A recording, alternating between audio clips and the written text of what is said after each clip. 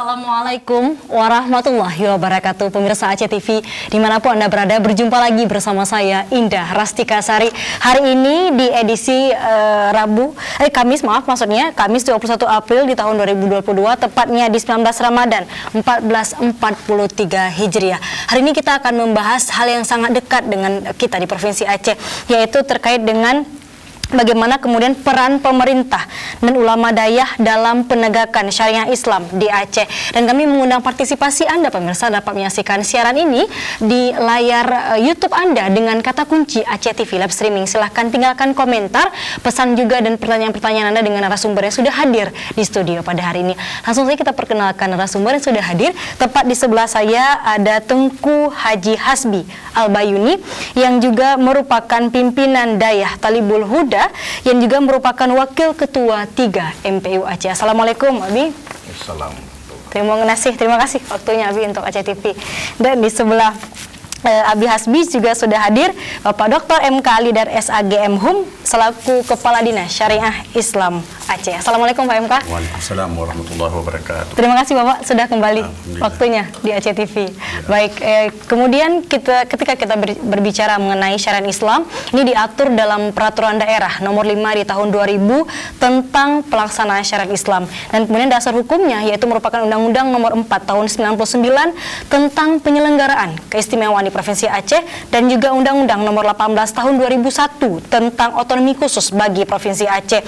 Dan memang ada beberapa aspek yang diatur dalam bab 4 pasal 5 ayat 2, yaitu merupakan akidah, ibadah, muamalah, akhlak, pendidikan, pembelaan Islam, qada, jinayah, kemudian munakah dan mawaris. Bagaimana kemudian pelaksanaannya setelah kemudian 22 tahun berjalan di tahun 2022 ini? Kita akan berbincangkan mungkin ke Pak MK dulu, Pak, dari Dinas Syariah. Silahkan Bapak, mungkin bisa dijelaskan kepada kita. Baik, terima kasih. Pemirsa yang dimuliakan Allah, pelaksanaan syariat Islam di Aceh tentu akan berjalan dengan baik dengan turut terlibatnya para ulama dayah dan juga ulama-ulama yang berasal dari kampus dan juga semua stakeholder yang ada di Aceh. Nah, di mana syariat Islam ini sebagaimana disebutkan tadi, aspeknya sangat luas. Syariat Islam ini mengatur semua aspek kehidupan umat manusia, dan itu adalah jalan yang harus kita tempuh, harus kita lalui untuk mencapai kebahagiaan kita di dunia dan di akhirat. Nah, oleh karenanya tidak bisa penegakan syariat Islam ini dilakukan secara parsial. Nah, misalnya jinayah semata, itu tidak bisa. Tidak bisa juga syariat Islam hanya dalam praktek-praktek ibadah saja, juga tidak bisa. Nah, semuanya harus bersinergi, harus dilakukan oleh setiap individu sehingga dia betul-betul melaksanakan syariat Islam itu secara kafah. Nah, dalam konteks ini pemerintah Aceh tentu telah mengeluarkan regulasi-regulasi terkait dengan hal tersebut tadi. Nah, ada kanun tentang pokok-pokok syariat Islam, ada kanun tentang jinayah, ada kanun tentang acara jinayah, ada kanun tentang lembaga keuangan syariah. Nah, sebentar lagi tahun ini juga akan dilahirkan, insya Allah sedang dirancang kanun tentang ekonomi Islam. Nah, tentu semua regulasi ini tidak terlepas dari partisipasi dan dukungan serta pemikiran-pemikiran yang diberikan oleh ulama-ulama kita. Nah, utamanya ulama-ulama dayah. Semua regulasi itu selalu dibahas secara bersama-sama, didiskusikan bersama, diseminarkan bersama, dan selalu melibatkan unsur ulama dayah memberikan pemikiran-pemikirannya terhadap regulasi yang dilahirkan oleh pemerintah Aceh. Semua pihak. Iya. Pak Kades ya. Jadi kemudian dari akademisi, ulama dayah, nanti Abi bisa menambahkan. Kemudian semua pihak, khususnya dari individu, individu masing-masing. Abi silahkan. Assalamualaikum warahmatullahi wabarakatuh. Waalaikumsalam warahmatullahi wabarakatuh. Pemirsa Aceh TV yang dirahmati Allah, dalam hal ulama dayah memberi atau berperan dalam penegakan syariat Islam di Aceh ini sebenarnya kontribusi ulama ini sudah lama. Jadi bukan hanya ketika kita berencana untuk menerapkan syariat Islam di Aceh dan didukung oleh pemerintah pusat, tetapi kalau kita melihat jauh di belakang, Aceh telah berhasil menerapkan dan menegakkan syariat Islam di zaman kerajaan Islam Aceh dulu, sehingga menjadikan Aceh ini salah satu daripada kerajaan Islam yang besar di dunia pada waktu itu. Oleh karena demikian, kenapa bisa di waktu kerajaan Islam dulu Aceh ini jaya? Itu karena perannya ulama, terutama ulama-ulama daya. Karena pada waktu itu lembaga pendidikan yang ada adalah lembaga pendidikan daya. Sementara kalau lembaga pendidikan sekolah itu baru muncul di zaman kolonial Belanda. Kemudian di zaman kita ini peran ulama pun bisa kita katakan tidak berkurang, namun karena tantangan yang dihadapi semakin besar, maka di sini mungkin ada kekurangan-kekurangan daripada di sana sini, daripada peran dalam hal sosialisasi tentang penegakan syariat Islam itu. Oleh karena demikian, kerjasama yang baik antara umara, yaitu pemerintah, dengan ulama, terutama ulama daya, ini sangat diperlukan di dalam penegakan Islam ini. Ulama daya selaku ulama yang selaku tokoh panutan masyarakat yang memiliki integritas moral dan memahami secara mendalam ajaran Islam daripada Al-Quran dan Hadis. Tentunya mereka ini bukan hanya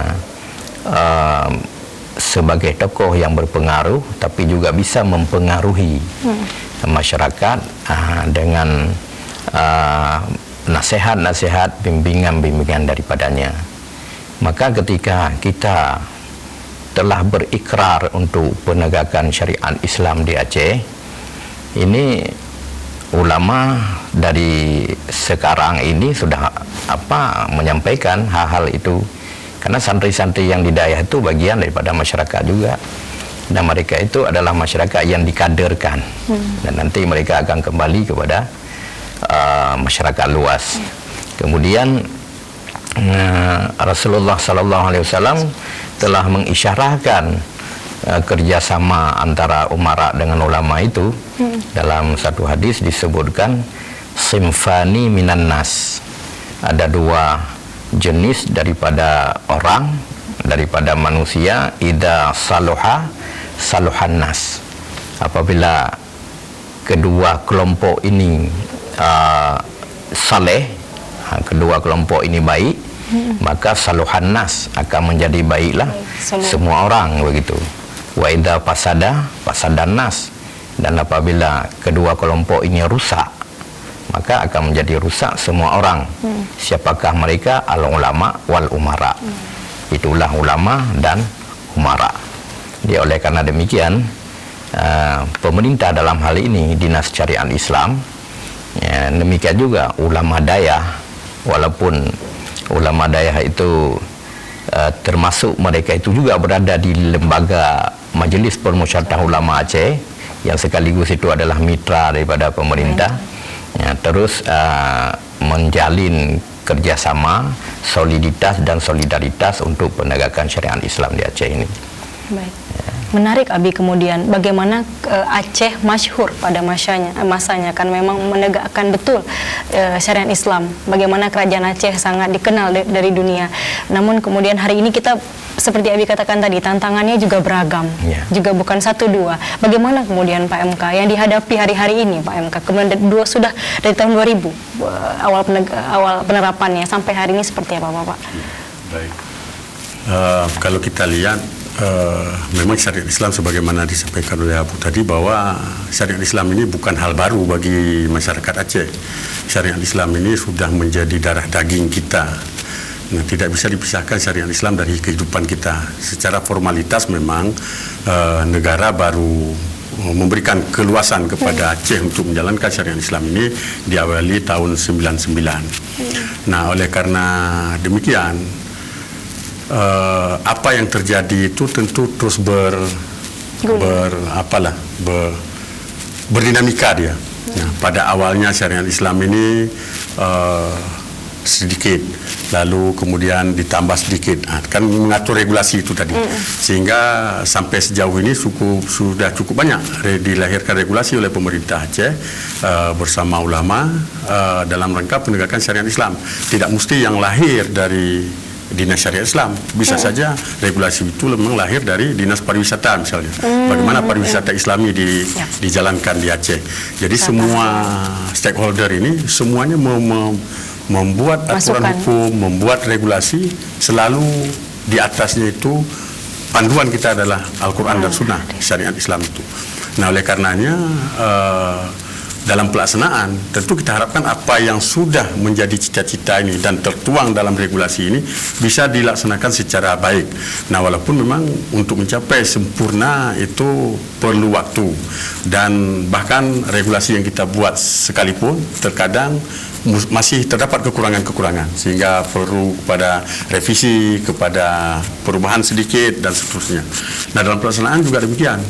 Dalam pelaksanaan regulasi yang kita anggap sudah cukup bagus itu, ketika dilaksanakan itu ada tantangan-tantangan yang harus dihadapi. Nah, apalagi regulasi ini tidak mengatur benda mati, yang diatur adalah manusia. Nah, manusia ini punya karakter, punya tipe, punya pemikiran yang berbeda-beda.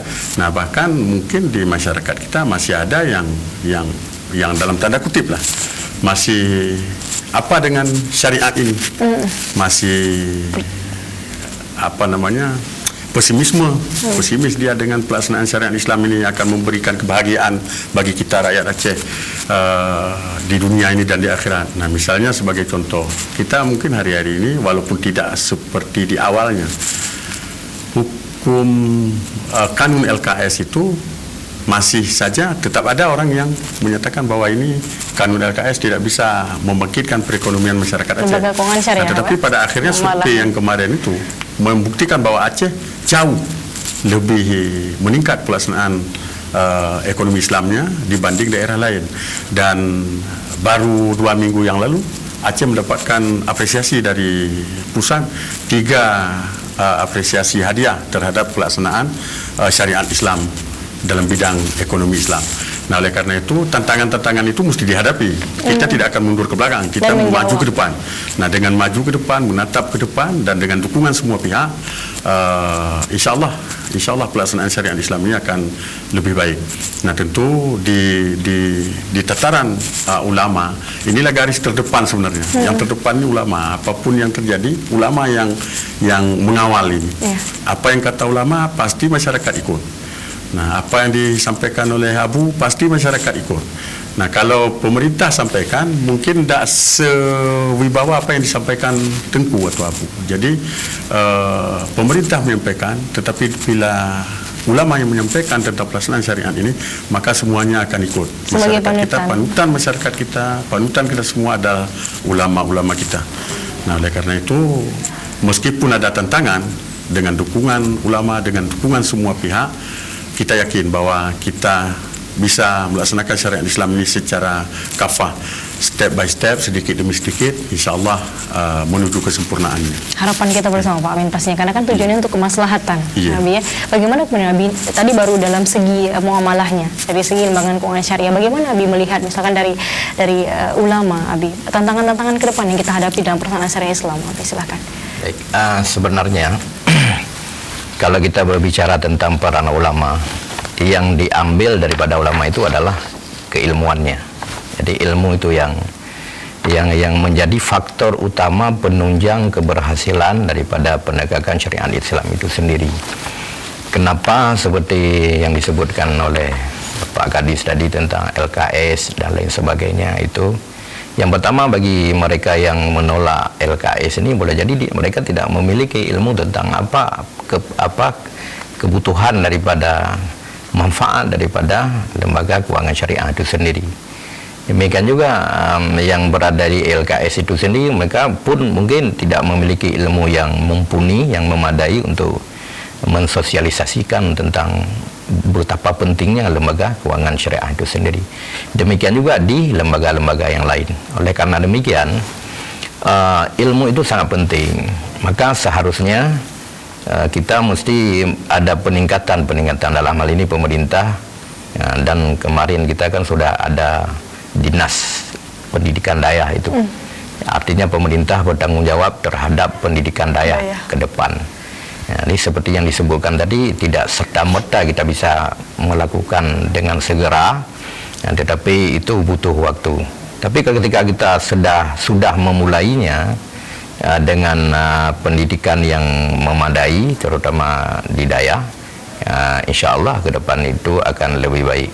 Karena kalau di lembaga pendidikan daerah itu semua ilmu diajarkan, bukan hanya ilmu tentang akidah, ya kan, akhlak, syariah dan lain sebagainya, termasuk ilmu-ilmu alat. Ilmu-ilmu alat itu sangat dibutuhkan, karena Al-Quran dan hadis itu kedua-duanya berbahasa Arab begitu. Maka yang paling memahami dan mengerti tafsir dan terjemahan daripada bahasa Arab itu adalah para ulama. Jadi tidak boleh sembarangan orang menafsirkan dengan suka-suka mereka. Oleh karena demikian, kalau kita buat perbandingannya seperti resep yang ditulis oleh seorang dokter, itu yang paling mengerti bahasa dokter itu adalah apoteker. Tapi kalau kita tidak memberikannya kepada apoteker, kita istilah menduga-duga saja begitu kita beli, yang seharusnya penyakit kita itu A, jadinya beli obatnya bukan obat untuk menyembuhkan penyakit A, udah beli yang B misalnya.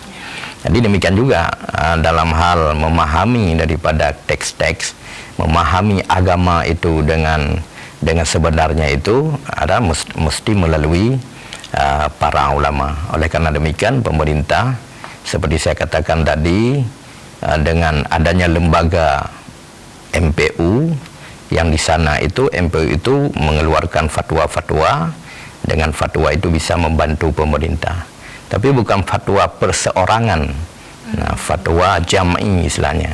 47 anggota MPU itu duduk bersidang untuk mengeluarkan fatwa-fatwa yang dibutuhkan. Jadi oleh karena demikian, kita mengharapkan kepada masyarakat kita supaya tidak bosan-bosannya untuk terus mempelajari ilmu pengetahuan, terutama memang ilmu itu telah difardukan oleh Rasulullah SAW kepada kita untuk mempelajarinya, yaitu ilmu pendidikan agama. Karena dengan agamalah nanti kita bisa hidup bahagia di dunia ini dan bahagia di akhirat kelak, insyaallah. Ilmu, iya, dengan ilmu itu akan membahas semua dan mempelajari semua hal. Baik, kita akan break sejenak dulu, Pak Kadis dan juga Abi. Jangan kemana-mana pemirsa, kami akan kembali setelah yang satu ini.